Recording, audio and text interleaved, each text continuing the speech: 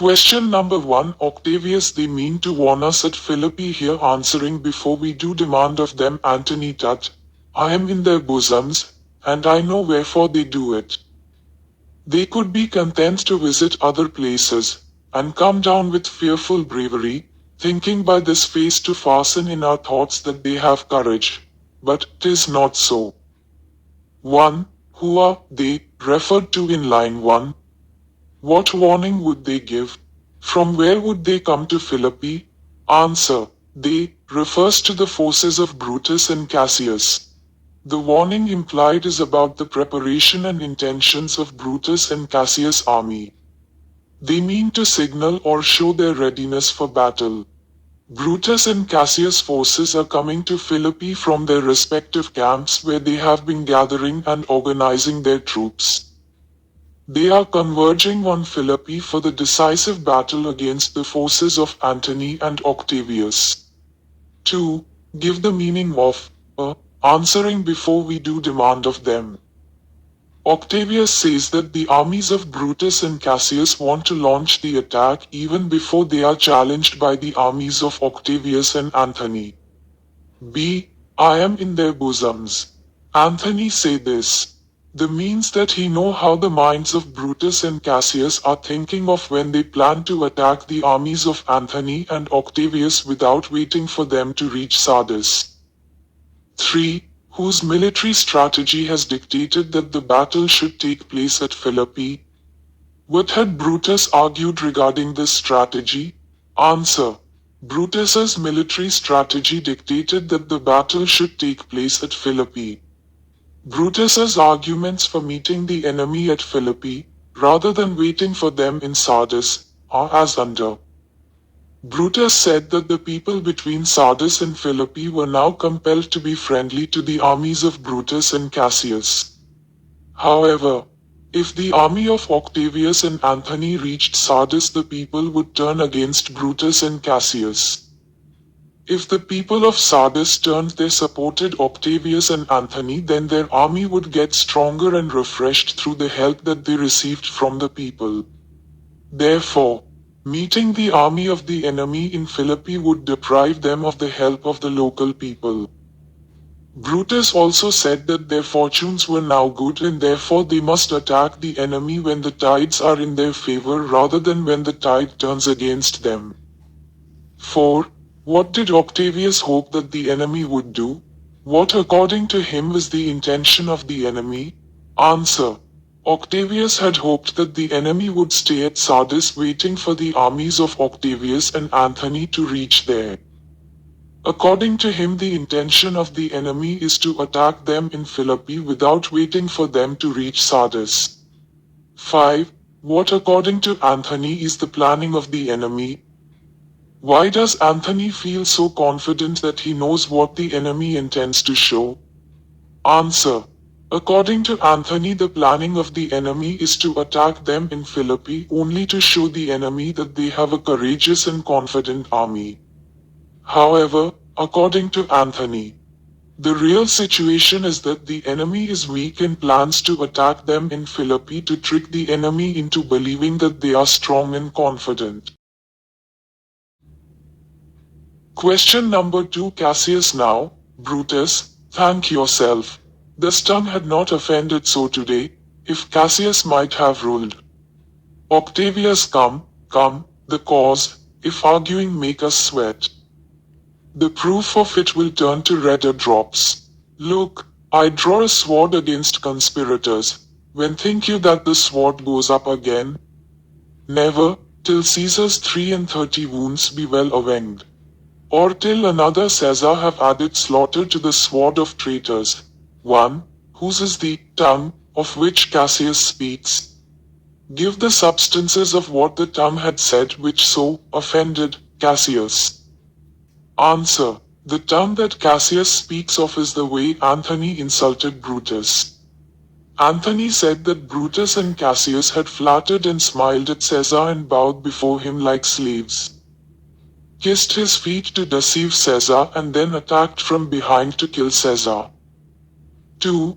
Give a brief explanation of the earlier episode that Cassius is referring to when he reminds Brutus that he himself has to thank for the present situation.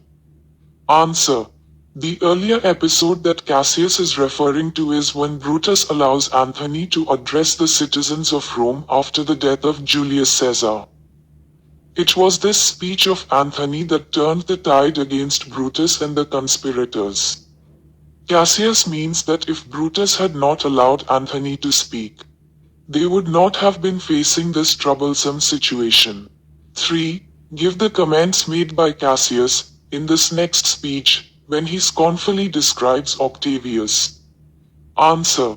Cassius says that Octavius was a silly schoolboy not worthy of dying at the hands of Brutus. He also scorned Octavius's alliance with Antony, who he described as someone who was interested in wearing masks at parties and who loved noisy merrymaking. 4. What does Octavius means by the cause? State in your own words the meaning of the last two lines of the passage, or till another Caesar, sword of the traitors. Answer. When Octavius says, come to the cause, he asks Cassius to come to the point and not argue unnecessarily. The meaning of the last two lines, or till, means that Octavius would fight the traitors like Brutus and Cassius either till he killed all traitors or was killed by the traitors. 5. Was Octavius successful in this task of vengeance? How does the play end? Answer. Octavius was successful in this task of vengeance. He was successful in killing Brutus, Cassius and some of the other traitors. The play ends with the death of Brutus. It also ends in a reconciliation between the enemies. Octavius offers service to all those who served Brutus.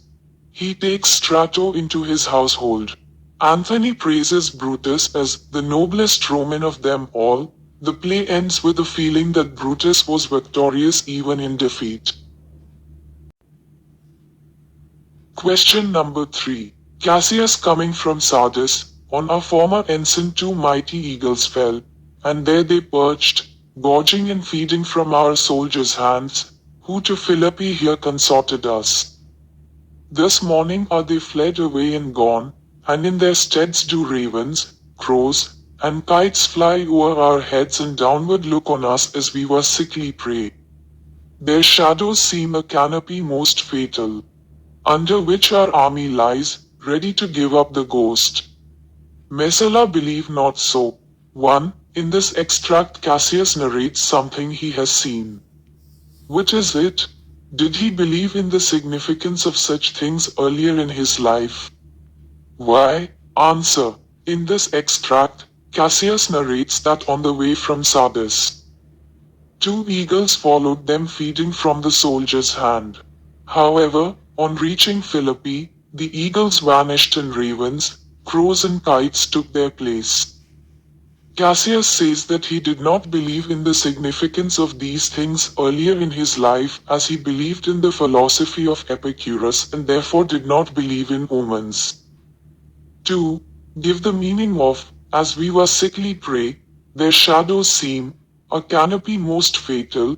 What do these lines signify? Answer. Cassius says this, on the way to Sardis, a few eagles had perched on this army's cavalcade. This he interpreted as a good omen. However, upon reaching Sardis the eagles flew away and crows, ravens and kites started hovering over his army. His Cassius is described in the lines above.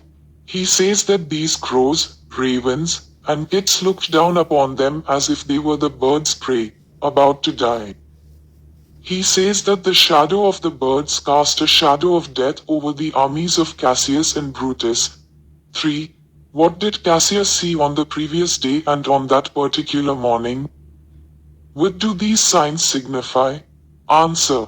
On the previous day, Cassius saw some eagles hovering on the armies of Brutus and Cassius. This Cassius interprets as a good omen. However, on that particular morning, the eagles flew away and kites, crows and ravens started hovering over their armies. This he interpreted as a bad omen indicating their defeat in the battle with Octavius. 4.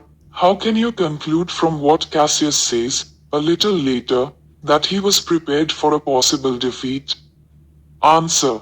We can conclude that Cassius was prepared for a possible defeat because he interprets the appearance of crows, ravens and kites as divine symbols of defeat.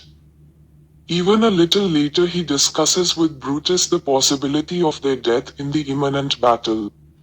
5. How does Brutus console him? Answer. Brutus consoles him by saying that their destiny has already been fixed by the gods. He tells Cassius that they must suffer pain bravely without complaining. Question number 4. Cassius then, if we lose this battle, you are contented to be led in triumph through the streets of Rome? Brutus. No. Cassius. No. Think not, thou noble Roman, that ever Brutus will go bound to Rome. He bears too great a mind. But this same day must end that work the Ides of March begun, and whether we shall meet again I know not. Therefore our everlasting farewell take. 1. What has Brutus just said that makes Cassius say the words given in the extract? Which Roman practice is referred to in Cassius' speech? Answer. Brutus had just said that it is cowardly to commit suicide and that he would not commit suicide. He says that their destiny has already been fixed by the gods. The Roman practice of parading prisoners through the streets of Rome is referred to in Cassius's speech. 2. State briefly to what extent Brutus bears a great mind. Answer. We can say that Brutus bears a great mind because even when defeat is staring him in the face he does not lose his equanimity, cool. Even when he is under great stress, he calmly advises Cassius that their destiny is already decided by the gods. He says it is not correct to commit suicide to avoid the war. He says his final goodbye to Cassius saying that if this is their last meeting, they must part in the right spirit. 3. What began on the Ides of March? How will the words of Brutus be prophetic? Answer. The thought of killing Caesar originated with the prophecy of the soothsayer who said that Caesar must be careful about the Ides of March. The words of Brutus will be prophetic because he told Cassius that he would never allow himself to be captured and be paraded through the streets of Rome.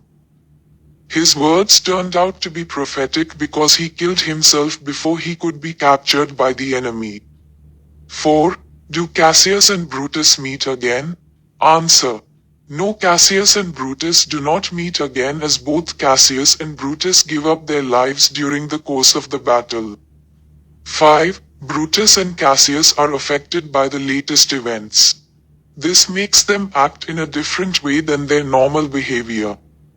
Give one incident to illustrate this. Answer. Brutus had said earlier that it was wrong to commit suicide and that he would not commit suicide if he was captured. However, even before he was captured he committed suicide. Cassius was not a believer of omens as he followed Epicurus. However, so affected was he by the events that he believed that the crows, vultures and kites that hovered over his army were a bad omen.